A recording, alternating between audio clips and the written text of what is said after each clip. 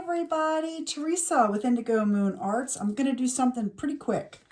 It seems basic, it seems simple, and it is, but we have newbies, and you don't have to watch videos that you already have knowledge and firsthand experience with, but some people are brand new. So what I'm going to do is something as simple as Mod Podging a bottle. Yep, that's it. So what I have here is, oh, the lid is over there, sorry, but I do have the lid. And I do tend to like to Mod Podge everything all at once. So let me grab that. Okay, so here's the lid. This is a Jim Beam bottle, I think, and I'm still letting it air dry. It's got the moisture in it. What I did was I soaked this bottle. It came with the label, fully on, 2 labels, both sides. I put it in a large Tupperware container, like a big bowl, like a punch bowl size Tupperware container. Filled it with water, put water in the bottle so it would stay submerged. I sprayed the bottle inside and on the outside of the label with that Dawn spray. It's got some kind of high-end spray now. And I just let it sit for a day. And the Jim Beam bottles, all bottles are not created equal. All labels are not adhered the same. You want an easy bottle to remove a label. The Jim Beam bottles, they come right off. Soak it for a day. They almost peel with your finger. I use a little tiny razor blade, one of those ones with the plastic. It looks like not a shovel, but it's just a flat razor that's in plastic, like a little handle, and that came off in seconds. So Jim Beam, seriously easy to remove. So anyway, I'm going to put my lid on. I like to glue my lids down. Now, maybe everybody doesn't, and that's okay. But I want to put this on my bottle, right? And so how does this get on here? Do I just glue it down? Well, what I do is I got to Mod Podge my bottle first. Your bottle should be completely 100% coated in this sealer by the time that you're done. I will just take my Mod Podge and dump a little in because I know I'm going to use a considerable amount to cover the bottle, but only enough to cover the first half of the bottle, the top, because I can't put a bottle with glue on it down on paper. It will stick. I take a foam brush, dauber, whatever you want to call it, and I do from the bottom to the top all the way. I will do the first go round like this. I'll do the bottom of the bottle. That's where I start.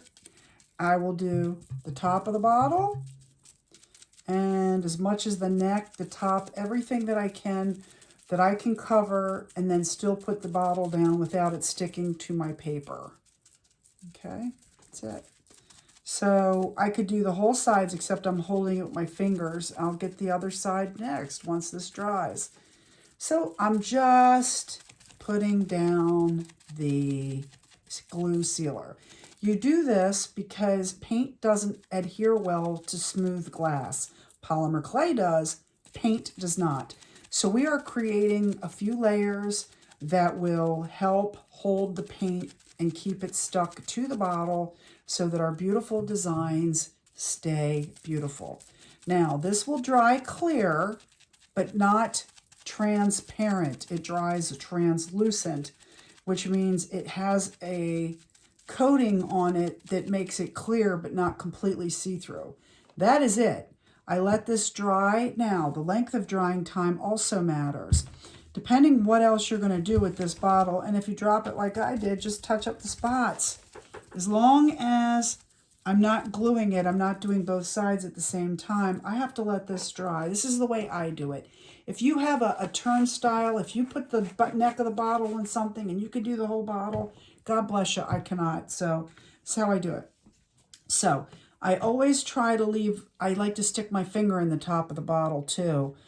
So I always try to leave the top when I'm, after being primed, open and undone. So how long does this take to dry? Very good question. You have to look at it. When it's completely, when you see no more white, it's dry. And you definitely want to let it dry. If you go ahead and add your primer before this is 100% dry, of course you're going to do the other side, you may get cracks. And it depends on the age of your primer, the type of your primer, your gesso.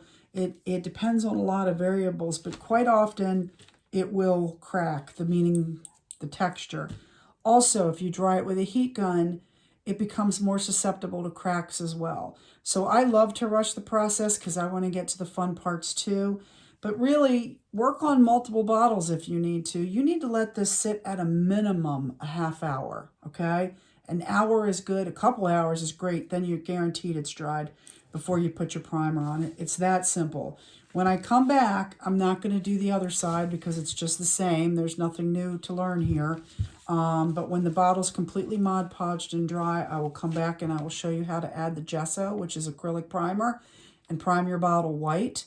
Once that fully dries, then I'm going to show you how to adhere your image with Mod Podge, and then that's got to fully dry. So there's some steps in the beginning that take some time that aren't really fun, but they're the process before you can get to this part, which I consider fun. Once a bottle reaches where it's here, now I get to do all the fun, super exciting blending and color, adding color.